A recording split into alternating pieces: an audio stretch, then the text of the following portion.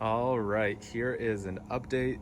It has been a while because I've just been letting them grow, and also I was out of town for a week and I had to leave all these, and I was so nervous, but they all survived. Well, most of them survived. I'm gonna kind of give you an update and explain what has been going on. So first of all, if you get down in here, you can see I'm getting, tons of sprouts here. All these different varieties. They're all growing pretty good for the most part. So at this point, I have no more seeds in the plastic bags. I have only one more in the pot with the plastic wrapped over it like that. And I'm going to tell you a little bit about that and what I thought of that. And I have all of them just in pots, just here in this little garden bed. You can see I have a few over here, and a few over here, which are actually seedlings that I picked up from a nursery in California. That's where I was. So here's what I found. Putting them in the pots, covering them in plastic is actually probably the easiest and maybe the most effective way.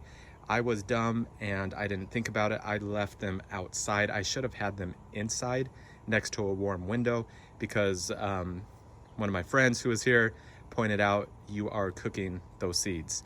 I would say 75% of them still germinated.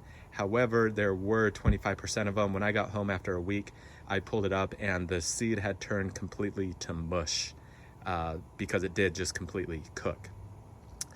So I actually found that during this time of year, with it being so stinking hot, it's best and easiest just to get some soil in a pot, put them in the pot, keep them outside, and where it's not getting direct sun, and they'll germinate. That's what I've had the best success with.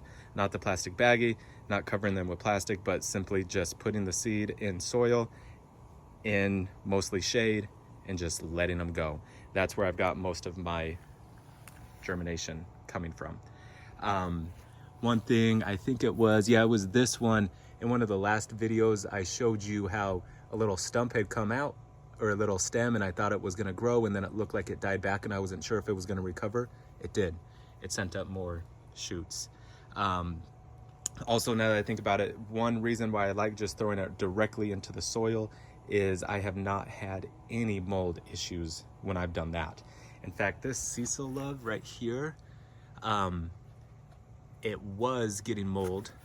I pulled it out and just completely left it here, not being covered, and the mold has disappeared, and now it's starting to send up shoots. So that's how I found to deal with the mold, is just throwing them directly in the pot. So anyways, there is probably, I don't know, with all these combined, about 40 little mango seedlings. Now I have to figure out what I'm gonna do with like these when they start curling over, and where I'm gonna put them. I'm gonna do a few more directly into the ground, and I have about 10 more mango seedlings to plant, which I'm going to plant today. But so far, so good. I will keep you all updated, but here's what it looks like right now. Thanks all for watching.